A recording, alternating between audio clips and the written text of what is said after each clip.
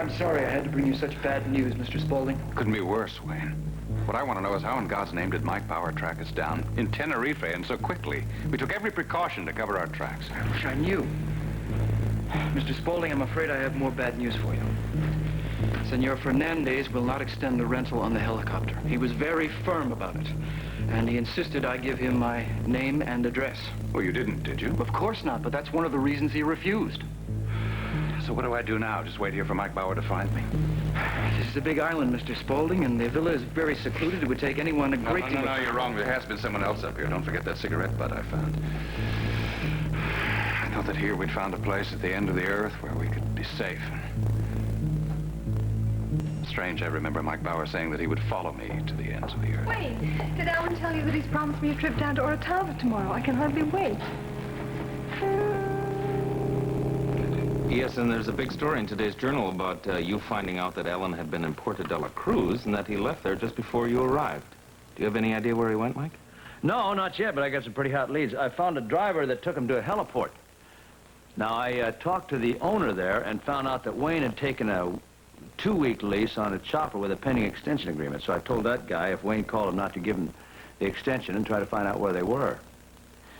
I'm just waiting to hear back from him now. I just hope that Alan doesn't suspect that I'm on his trail.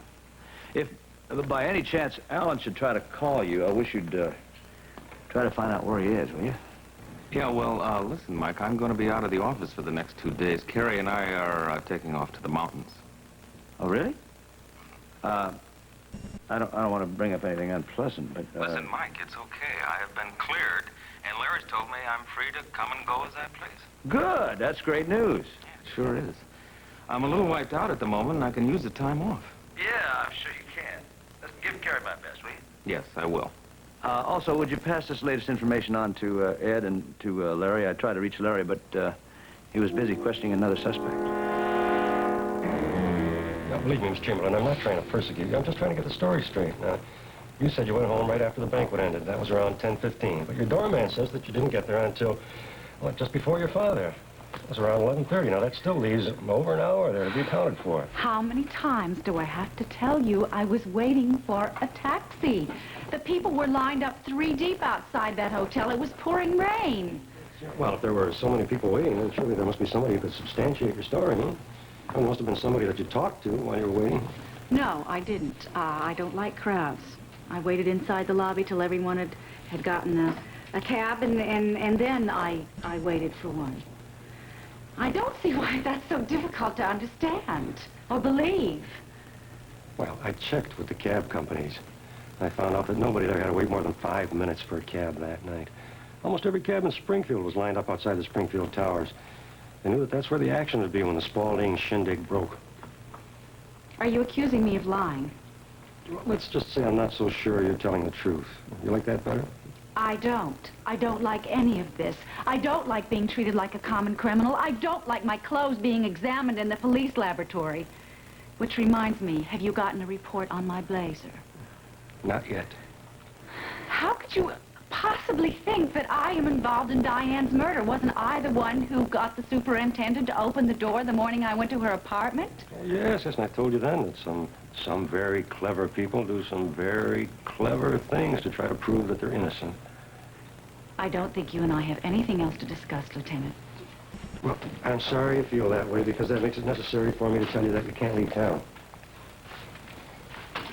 Why not? Because I may want to call you in for further questioning. Is there any possibility that your unfounded suspicions of me will make their way into the paper? It's a distinct possibility, yes. Now, the only way that you can prevent it, make sure that it doesn't happen, is to cooperate. All right. I'll tell you the truth about that night. But you have to promise me that it will go no further than this office.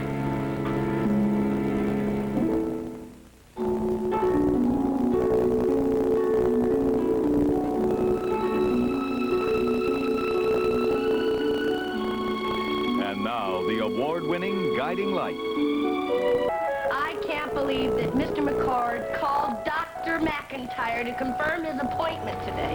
Well, that's what Dr. McIntyre told me. But he was supposed to be in Morocco. I mean, where's he been? He's supposed to have been up. Maybe he never left town. Oh, I bet Mrs. Renfield called Mr. McCord the minute that Lieutenant Wyatt left that house, and I bet that he knows that I'm the one that went to the police, so he knows about and told him about the gun and told... Oh, this is the worst day of my life. I'm probably going to get fired. I'm not going to have any money. I don't like to see you worrying like this. It's not good for you, and it's not good for our baby. I can't help it. I may be out of a job. Oh, Nola, that is the last thing you should be worrying about. Don't you know that I would take care of you no matter what it took? Oh, Floyd. Nola, I'm glad that you've seen Dr. Sedgwick today. But you've got to promise me before you leave, please come and tell me exactly what she says. Thanks for everything. Well, I'm sure Kelly's going to start making a lot more sense once he gets off his crazy schedule he's on. Well, I can't believe how chummy Hillary and Morgan are these days. Why shouldn't they be? Well, Kelly and Hillary had a big thing before he married Morgan. Well, that was over between them a long time ago. I mean, Hillary's got Derek now, and Kelly's married. You know. I don't think Hillary's ever going to get over Kelly, though.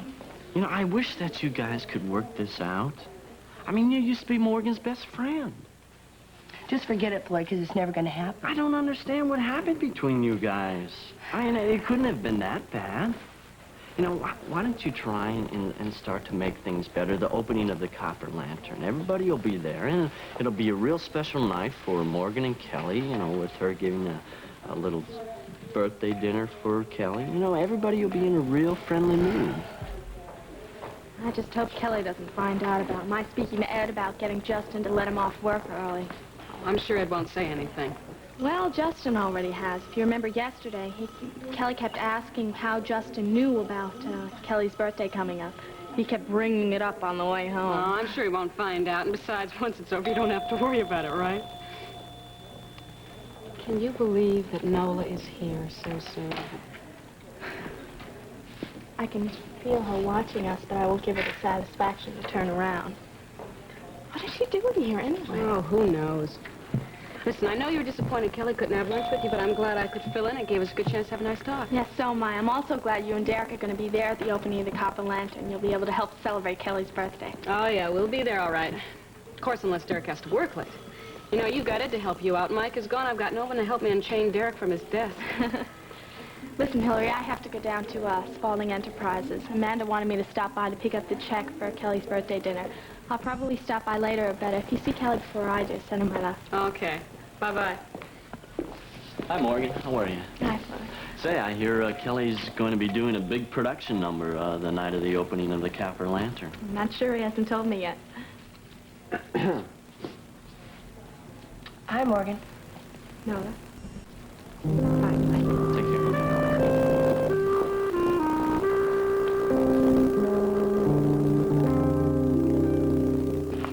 I hate to think of Alan as a hunted man. Yes, I know. So do I. I just hope Alan doesn't put up a fight once Mike finds him, because that will incriminate him even more. Guess what? What? I don't want to talk about this anymore, okay? I'd like to concentrate on the next 2 days with you. It's really important to me. Well, it is to me, too. So let's not waste another minute. Good idea. Oh, sorry, I almost forgot. I have to call Ed and Lieutenant Wyatt and tell them about Mike's news. I saw Ed sitting in the reception room with Henry waiting for Vanessa. You know, I wonder if Vanessa is the suspect that Lieutenant Wyatt is questioning right now. Boy, if it is, I feel very sorry for her. I remember all those dreadful days and nights when you were a suspect, and nothing I could do could erase the tension. Well, it's gone now, and I don't want to see it back again. Well, if you stay close to me, you won't see it back again. Okay.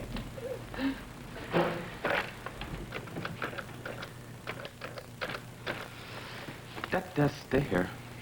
Yes, Lieutenant Wyatt, please. Uh-huh. Yes, I understand. That's all right. I'll call him back later. Thank you. We're gonna have to wait for a few more minutes. The suspect, whoever it is, Lieutenant Wyatt is still questioning. So I waited in the lobby of the Springfield Towers for my father. I saw him get off the elevator, and he was in such a big hurry that he didn't even see me. So I looked around for a chambermaid who worked there in the hotel. Her name was Roseanne, and she'd been very helpful to me while I had stayed there. And I asked her to let me into Daddy's suite with her passkey. Now, why did you do that? Because he's been keeping some secret from me.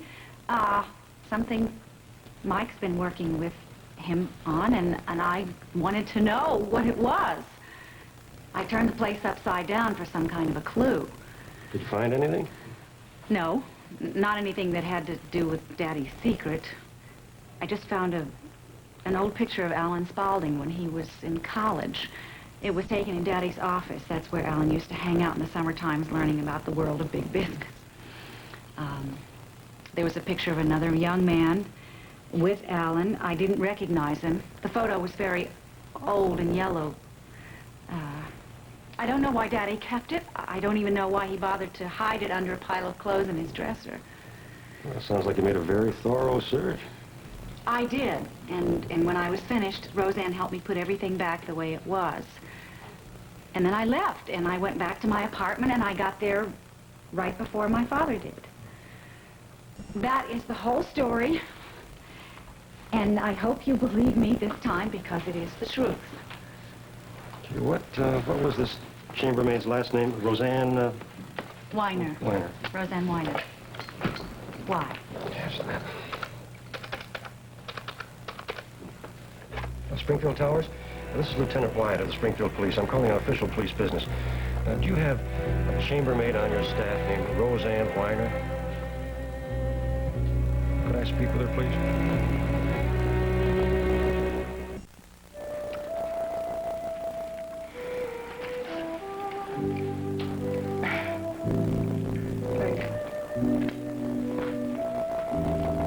Still gets to you a little bit being around here, doesn't it? No, I was fine until you brought it up. Forget I ever opened my mouth. No, too late. Once you say something, you can't take it back. Might be misinterpreted, but you can't take it back. I'm going to be fine. I'm going to be fine. Every day away from Andy puts things in a lot better perspective, if you know what I mean. Yeah, I think so. It's just that every once in a while my emotions do get the better of me, like last night. There was something last night. Yeah, I was in a weird mood. I just get so angry at myself for everything that I let Andy do to me. Well, good. Yeah, right. At the same time, I find myself missing him. Is that ridiculous? At one point, I even sat down and wrote a nice long letter to him, telling him everything I'm feeling. I don't know how he's going to feel when he gets the letter, but I certainly felt a lot better having written it. That's great. Yeah. And you know what? What? I think you're going to go on feeling better the more you deal with this thing. In fact, I know it.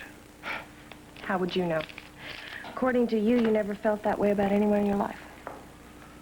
Well, maybe I never felt that strongly about anyone, but I know what it's like to lie awake nights thinking about someone. Well, it's nice to know you've got those feelings. Was that someone Gracie? Or Darlene? Or,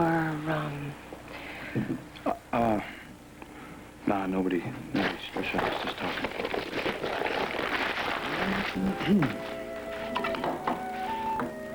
Hey, I'm supposed to be cheering you up, right? Doesn't look like it's working. What do you say I walk you back to Cedars, we get some fresh air? I think it'll do us both some good. Sure.